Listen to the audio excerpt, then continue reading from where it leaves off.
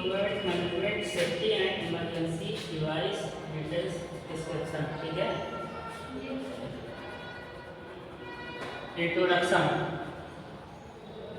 OT में जो instrument होते हैं उसके इंट्रोडक्शन के बारे में इसमें बताया। इंट्रोडक्शन अब थोड़ी देर हो देखो।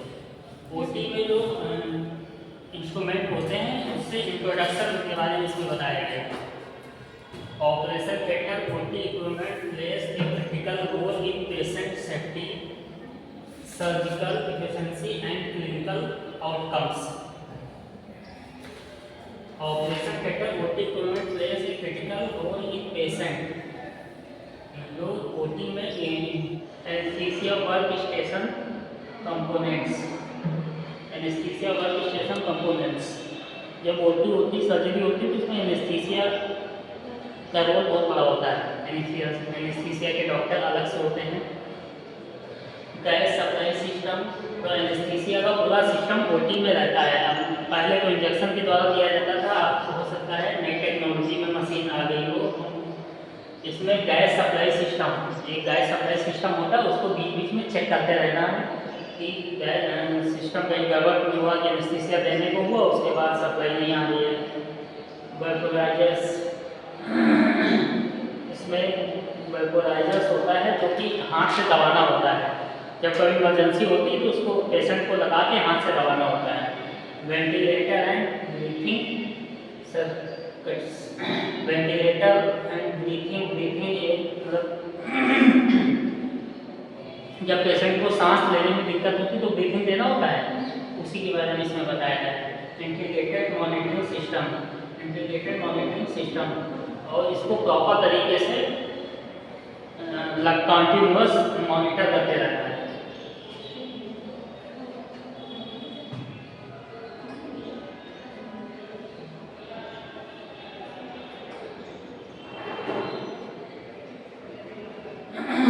Anaesthesia work station monitoring and maintenance ये चल रहा है। Anaesthesia work station monitoring and maintenance, इसमें एनेस्थीसिया वर्क स्टेशन कैसा होना चाहिए, मॉनिटरिंग एंड मेंटेनेंस उसकी कैसे रखनी होती है, ये भी सब आता है। Monitoring of oxygen, anaesthetic gases and ventilation. जो एनेस्थीसिया स्टेशन होगा उसमें ऑक्सीजन लेवल प्रॉपर तरीके से आ रहा है कि नहीं आ रहा है, वायर ऑक्सीजन उसमें कम तो नहीं हो गया है, लीकेज तो नहीं है। गैसेस और भी जो एनेस्थेटिक गैसेस होती हैं उसको चेक करते रहना है। वेंटिलेशन, वेंटिलेशन भी देखना है, कहीं बहुत ज़्यादा वेंटिलेशन अगर खराब होगा तो हवा पानी आने जाने का सिस्टम सही रहना चाहिए। डेली फ्री यूज चेक्स, मतलब डेली चलाने से पहले आपको उससे पहले चेक करना है। जब भी आप अपनी ड्यूटी पे जाएंगे, ओटी में जाएंगे तो यूज़ करने से पहले आपको उसको प्रॉपर तरीके से चेक करना है। सारे स्विच फंक्शन सब ठीक से चल रहा है नहीं चल रहा है, इलेक्ट्रिसिटी सप्लाई सब है ठीक से कि नहीं है। प्रोमोट और अलार्म, इसमें एक अलार्म भी होता है। तो जब कभी दिया जाता है तो जब ओवर हो जाता है तो उसका अलार्म बजता है, तो उसको भी चेक करना है कि अलार्म हमारा ठीक से काम कर रहा है कि नहीं कर रहा है। Surgical light type and operation. OT में छोटे से छोटा मतलब ओटी में लाइट कितने ऐसी होती है जैसे स्टेडियम में लाइट होती है, दिन को रात बना देते हैं। 1.5 लाख LMP जब कुछ होता है उतनी स्टेडियम की लाइट होती है। ऐसे ओटी की लाइट बहुत माइनर से माइनर चीज़ें आपको दिखना चाहिए। ओटी टिश्यूज सेल्स सर्जरी होती तो लाइट वहाँ बहुत लाइट से कोई समझौता नहीं। Surgical light types and operation theatre, operation theatre lights कन्वेंटेड से हैलोजन लाइट्स, एक हाइड्रोजन वाली लाइट होती है। LED सर्जिकल लाइट्स होती है। Adjustable free and focus light होती है। Shut down free illumination light होती है। OT mobile signal with worker, OT mobile signal with worker, कभी फिर लाइट चली जाती है जब तो इसमें जनरेटर होते हैं, मोबाइल से मोबाइल को ऐसा।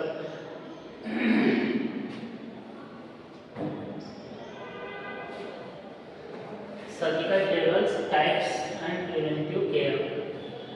मैनुअल एंड ऑपरेटिव टेबल्स होती है, जो कि अपने हॉस्पिटल में टेबल नहीं पड़ी रहती हैं। पेशेंट अपने आप जब ओटी से बाहर निकलेगा या ओटी में होगा तब तो पेशेंट के साथ ना तो कोई होगा और ना तो पेशेंट स्वयं कर सकता है। वार्ड में जब होगा तब तो उसके साथ कोई ना कोई रहने वाला हो, ये आप ही हो, आप ही से बोला जाएगा, आप ही को करना होगा। इसीलिए इसमें है कि हाथ से टेबल एडजस्ट करने वाली होती है। Positioning for virus surgeries, position for virus surgeries. जब कोई वायरस किसी पेशेंट को कोई वायरस वाली बीमारी होती है, जब उसकी सर्जरी होती है तो उसकी टेबल अलग से होती है। Routine inspection and lubrication, daily इसको चेक करते रहना है और टेबल के अंदर जो पेंच ये घुमाने वाला जो होता है उसमें लुब्रिकेंट, ऑयल, ग्रीसेस जो भी उसका आता होगा, जो टेबल आएगी तो उसी के साथ में आएगा, तो उसको भी डालते रहना है, प्रॉपर तरीके से चेक करते रहना है। Checking locks and controls,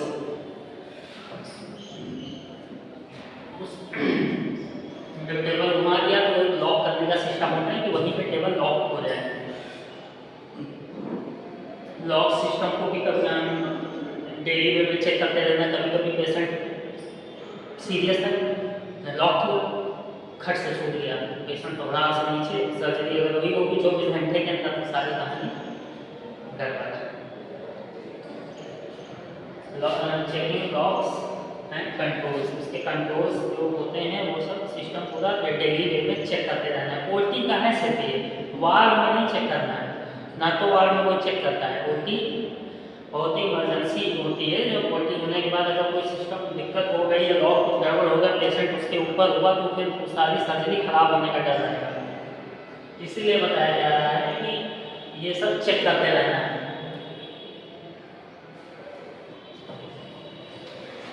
एंडोस्कोपीज and laparoscopic instruments.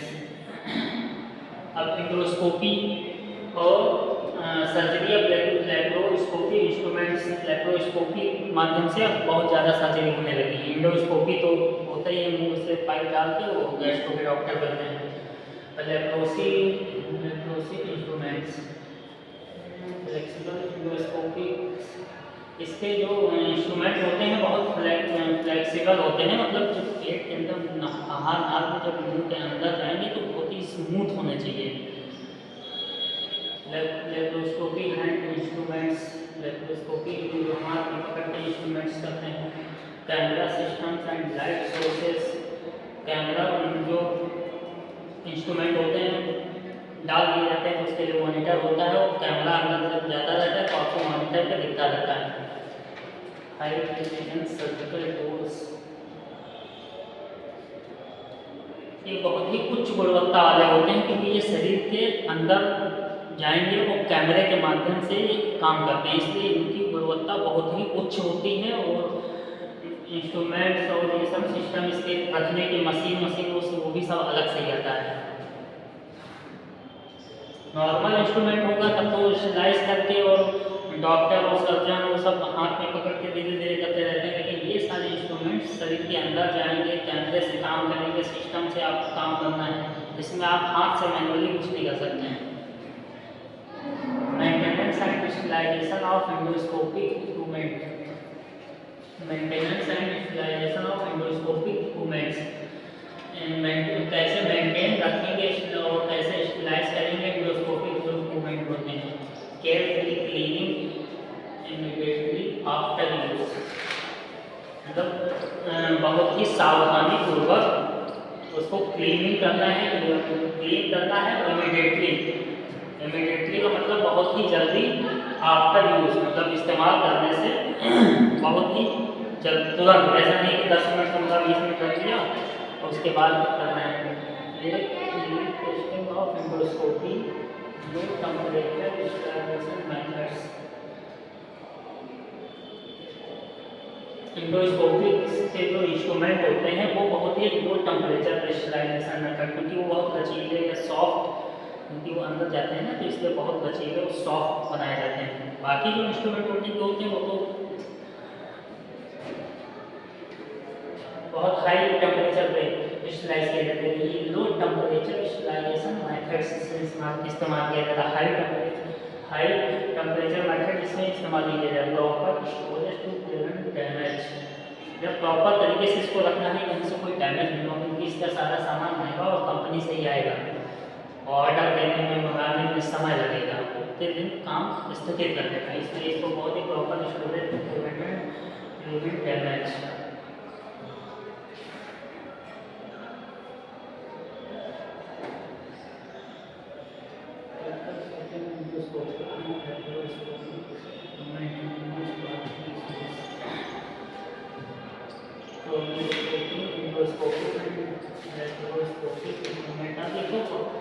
आज इस समय जो ये इक्विपमेंट्स जो आए हैं बहुत लेटेस्ट हो गए हैं, अभी धीरे धीरे आने हैं, बहुत हाई लेवल के हॉस्पिटल ढूंढते हैं। अभी तो हम लोग के हॉस्पिटल में तो कभी देखने को भी मिलता है। उसकी सर्जरीज भी बहुत महंगी होती है, जो भी इंस्ट्रूमेंट ये इस्तेमाल जो होंगे जिनसे महंगे आएंगे, सर्जरीज महंगी होगी।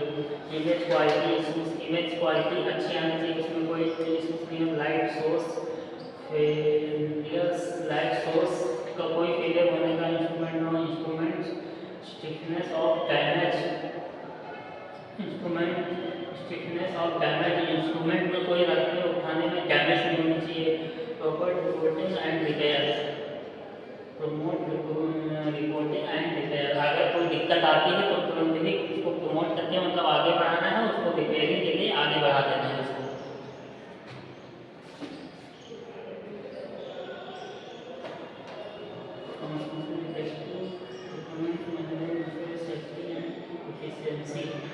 Effective OT management ensure safety and efficiency, मतलब ओटी खत्म होने के बाद आपको ये श्योर करना है कि सेफ्टी से सारे इंस्ट्रूमेंट रखना है, उसके बाद उसको स्टरलाइज करके और उसी जगह पे रख देना है। Regular maintenance and calibration are essentials, regular way में इसको मेंटेन करना है और रूटीन मतलब उसको फॉलो भी करना है, मतलब रेगुलर वे में डेली बताने की आवश्यकता नहीं है। Safety and infection control practice protect patient and staff. जब ओटी होगी तो इंस्ट्रूमेंट जो इस्तेमाल किए जाएंगे तो पेशेंट को तो उससे जो भी जब पेशेंट ओटी में आएगा तो कुछ न कुछ समस्या दिक्कत होगी, तभी सर्जरी होती है उसकी। तो उस इंस्ट्रूमेंट को ये भी ध्यान रखना है कि स्टाफ भी कहीं इन्फेक्टेड ना हो। जैसे आप स्टाफ में हैं, आप उसको उठा रख रही हैं, तो आपको भी अपना बहुत ठीक से ध्यान रखना है कि हमको भी इससे इन्फेक्शन कोई ना होने लगे। उस समय नए नए कीटाणु जो निकाले जाते हैं सर्जरी करके बाहर किए जाते हैं हटाए जाते हैं, उसको भी मेंटेन करना बहुत जरूरी है। अपडेटिंग स्किल्स एंड प्रोटोकॉल्स, अपने स्किल्स को और प्रोटोकॉल्स को दिन प्रतिदिन बढ़ाना है, अच्छा करना है।